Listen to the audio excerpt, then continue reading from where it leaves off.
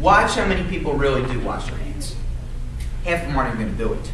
And the other half might do something as simple as that. Don't even bother doing it that way, because that, in fact, could be making it worse. Personal hygiene is definitely one of the shorter chapters in the Serve Safe book because it's the easiest stuff to talk about, but it is still the biggest reason why people get sick from these things. All right, and there's other factors just to let you know why people get sick from things like salmonella, like contamination, receiving issues, and storage problems, but those are the three big ones to consider. All right, the next group, the first of the five, is in fact salmonella. The next one I want to talk about is Shigella.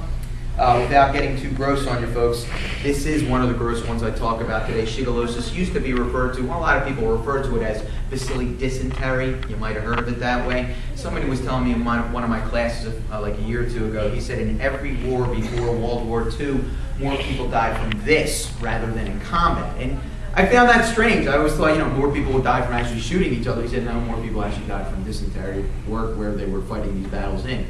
This is a gross one, guys, because it comes from ourselves, the feces of humans. And without getting too gross on people here, that might be a good way to help you remember when you do take the Serve Safe test. And it's not a professional way, I have to admit. What you have to do is take the G out of Shig and... Okay, I think you know what I mean by that. I'm obviously not allowed to say it, but you can look at it that way in those terms. But how about look at it in this way, from your perspective, from the restaurateur? You have a guy who works for you, and he uses the bathroom, and he doesn't wash his hands properly on the way out the door. And he goes to work with the potatoes out there, but it could be any ready-to-eat foods. He puts the slops of pigs out on the plate, and this is where it gets bad. He cups the plate by putting his thumbs on top of the plate and then serving it to his guest. Bang. Guest now is shigellosis. Minute amounts of this stuff in order for you to get sick from it, folks. Very, very small. Now, this one also talks about flies. I have to admit, flies are the bane of my existence. I don't go to many picnics because these things drive me nuts. And I admit also looking at this book 3 or 4 days a week, you get a little nuts about things like this. And that's just the nature of things when you look at this book long enough. You'll know what I mean when you see it. But I know people here are dealing with flies because they go to where the food is. And I'm sure your inspectors around here probably won't allow things like fly strips in your kitchens and maybe certain zappers and things like that. Work on that, folks. Keep the back door closed. If you want to keep it open, fine, but you better get yourself a screen on the door or air curtains or maybe a fan that will protrude outward. Anything to appease Robin here, to make her feel that, okay, these guys are doing what they need to do with those flies. I can tell you horror stories of what flies like to do with their food. And I'm not going to get into that because maybe some of you just ate and I don't want to get into the specifics. It gets pretty disgusting, folks. All right, second of the 5, washing hands is our prevention measure of dealing with things like shigellosis. The next one, E. coli, I'm going to get into. E. coli, unfortunately, things like E. coli you never heard of years ago, but now it's in the news everywhere you go. The problem is there's so much of it. Here it is. You'll see the picture of the ground beef up here, but let's say it this way. How many of us here like a rare steak? Come on, guys. Nobody like, okay, my guys gotta love a rare. I can't eat a steak any other way, man. I love a rare steak. Well, folks, I'm sorry to say, the FDA says we're taking our chances when we eat a rare steak.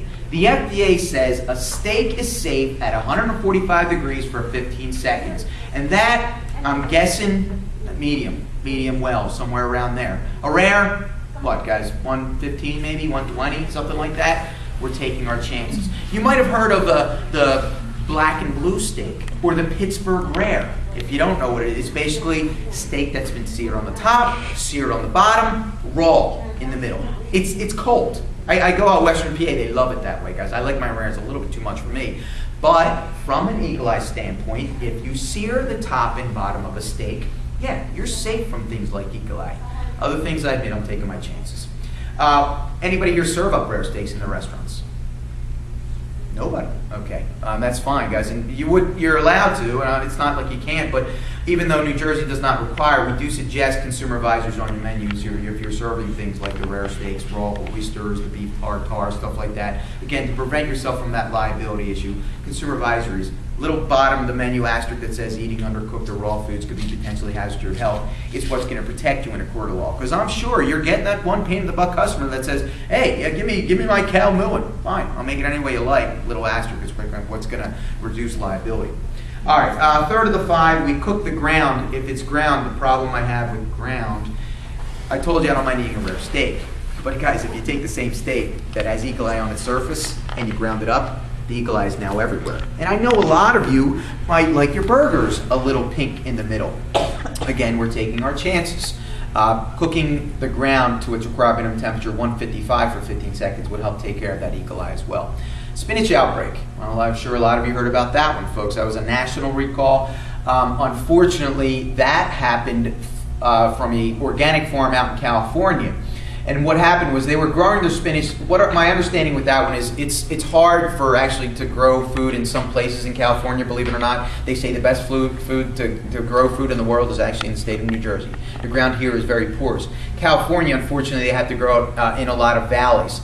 And this spinach farm was at the bottom of a valley. And unfortunately, at the top of the valleys was a pig farm.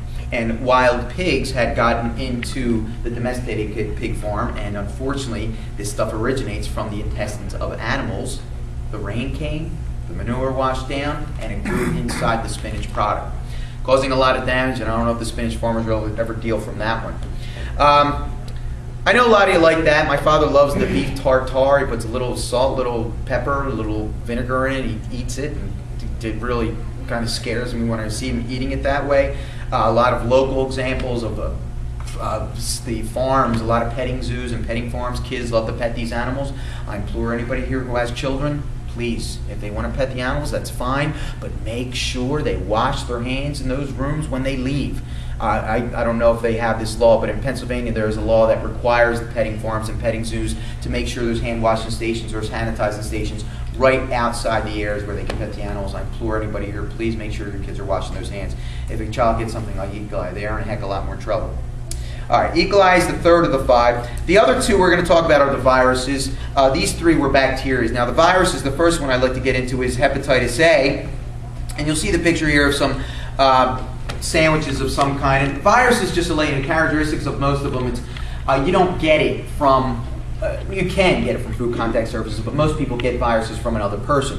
A perfect example is H1N1. I remember specifically my grandmother calls me up last summer and says when the people hear it as the swine flu, she says, "Oh my God, Paul, I'm not going to eat any pork." I'm like, "Grandma, it has nothing to do with the pork, okay? It has to do with your neighbor. That's the person who's going to be giving you the H1N1. Let's not please keep eating pork. Let's not hurt our pig farmers now."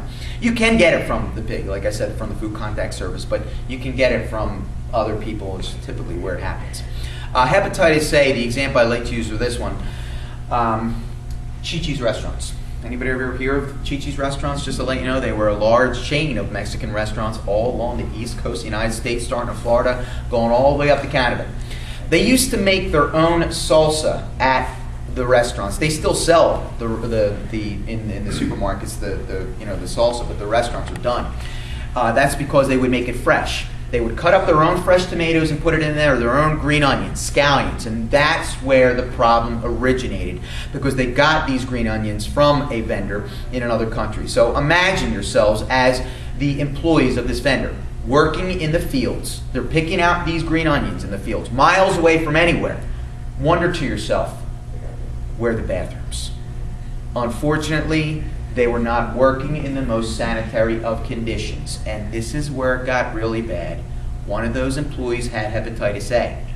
The hepatitis A was transferred onto the green onions, and they were shipped to one Chi-Chi's restaurant in Beaver Falls, Pennsylvania, which is it's a very transient area. It's near Pittsburgh. It's close to the Ohio border, close to West Virginia. People would eat there, move on, like truck drivers would eat there, move on, and vacationers would eat there, move on. And that's significant, but more importantly, the problem was one guy at that store did not do his job that day. One employee at that restaurant didn't do his job. And as a result, this is what happened. 2 people died, hundreds of people got sick, thousands of people lost their jobs, and Chi-Chi's was bankrupt in a matter of months because of the one guy not washing the green onions. I will say that story in every single one of my classes, but it still irks me to hear that 2 people had to lose their life because somebody did not wash some green onions. I hope people see that as unacceptable. One of them was a child, and if I was that parent, I would have had to say something to that guy, and it wouldn't be pleasant, I'll tell you that much. And you can see I have kids. I hope everybody sees that as a